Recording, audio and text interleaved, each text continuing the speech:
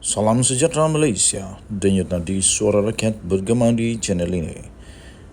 Jangan lupa tekan butang subscribe, like dan share. Malaysia kita punya, cintai Malaysiaku, kita jaga kita.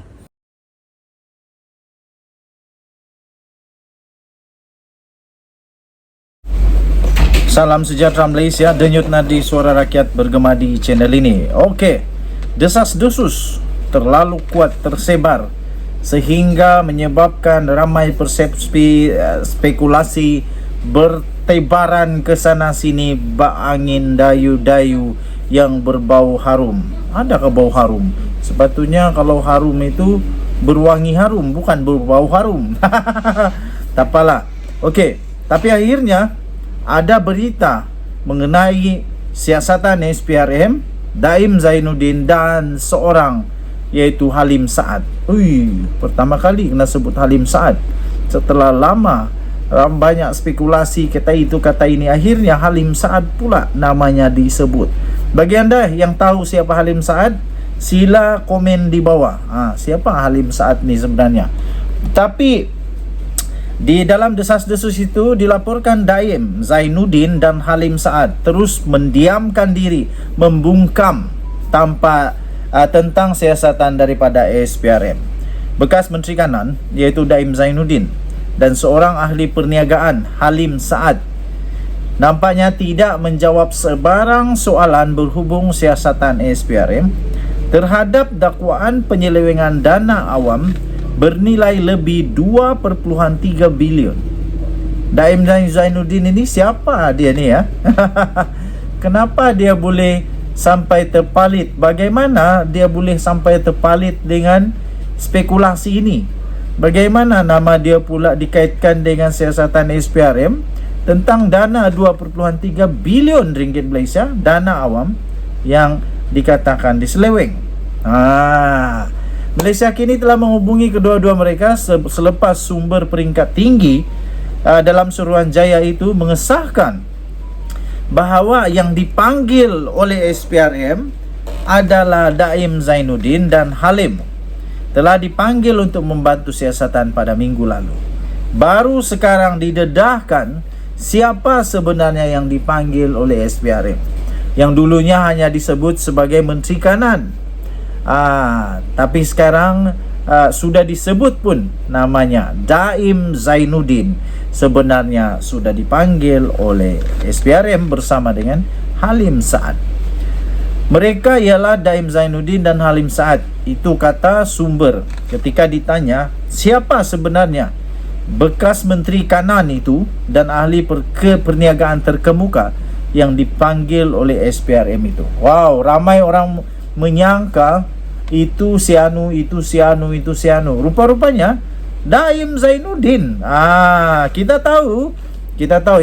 tahu selama ini digambar-gemburkan dan telah pun dikeluarkan senarai nama yang terlibat dalam Pandora Papers, salah seorangnya Daim Zainuddin.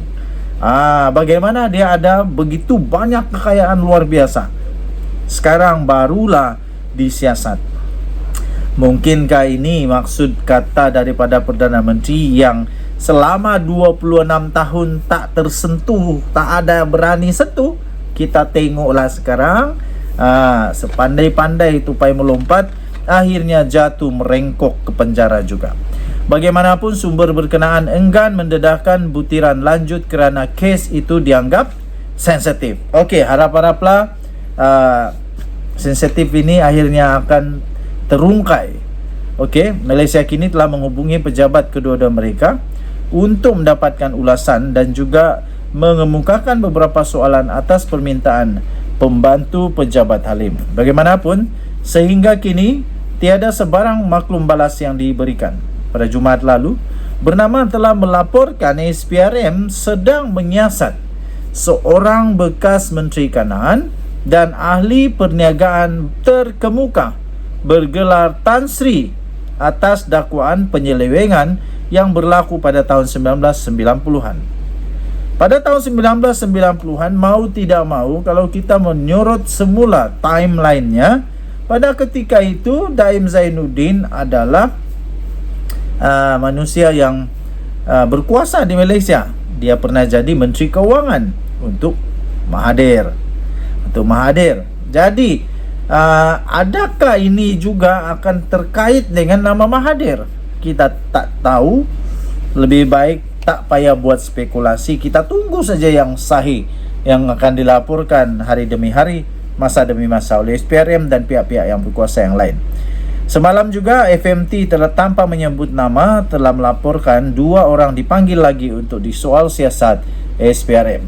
Siasatan itu tertumpu kepada pengambil alihan saham yang melibatkan syarikat tersenarai awam yang didakwa menyebabkan kegawatan ekonomi Malaysia pada tahun 1990-an. SPRM dilaporkan turut meneliti pemilikan aset berharga oleh ahli perniagaan, bekas menteri, kanan dan keluarga masing-masing di Malaysia dan luar negara. Walaupun Malaysia kini tidak dapat mengesahkan dengan SPRM mengenai butiran berkaitan syarikat itu, berkemungkinan siasatan itu adalah mengenai pengambil alihan saham Renong Berhad. Saya ingat lagi tentang Renong Berhad ini. Renong Berhad oleh UAM pada November 1997. Masih Anwar Perdana Menteri waktu itu. Dia 97, saya rasa dia sudah dalam keadaan yang agak sedih. Kemudian 98 dipecat daripada UMNO. Pengambil alihan 723 juta saham bernilai 2.3 bilion itu dilaporkan telah menyebabkan indeks komposit KL menjunam sebanyak 20%. Huyo! Halim adalah pemegang saham yang mengawal Renong pada masa itu. Dia juga adalah pengerusi eksekutif syarikat pada ketika itu. Dia turut diberikan option oleh UEM pada Januari 1998 yang memberi hak kepada syarikat itu untuk menjual balik 32.6% saham Renong kembali kepadanya pada harga RM3.24 sesaham atau 3.2 bilion. Ia adalah harga ketika UEM memperoleh saham itu, yang mencetuskan bantahan dan tuduhan orang ramai bahawa Halim menggunakan UEM untuk menyelamatkan dirinya dan pemegang saham lain dengan menyokong harga saham Renong pada masa pasaran menjunam berikutan krisis kewangan Asia. Menurut laporan berita, SPRM sedang menyiasat seorang bekas menteri kanan itu kerana didakwa kononnya mendalangi pengambil alihan saham tersebut. Daim yang sekarang ini 85 tahun pernah berikut sebagai Menteri Kewangan 2 kali dalam tempoh pertama Dr. Mahathir Mohamad sebagai Perdana Menteri, iaitu dari 1981 sehingga 2003. Dia juga dilantik sebagai pengerusi jawatan kuasa penasihat khas CEP ketika Mahathir sekali lagi menjadi Perdana Menteri pada tahun 2018.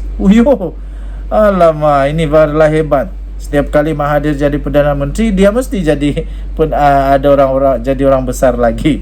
Minggu lalu Bernama melaporkan bahawa siasatan SPRM adalah kesinambungan dan lanjutan daripada pendedahan dokumen-dokumen sulit oleh International Consortium of Investigative Journalists (ICIJ) berhubung transaksi-transaksi yang disyaki berlaku di beberapa pusat kewangan luar pesisir. Okey, untuk mendapatkan berita lengkap sila layari Malaysia Kini dengan tajuk Daim, Halim Saad membungkam tentang siasatan SPRM. 24 Mei 2023, 25 minit petang tadi diterbitkan. Kita jumpa lagi, bye-bye.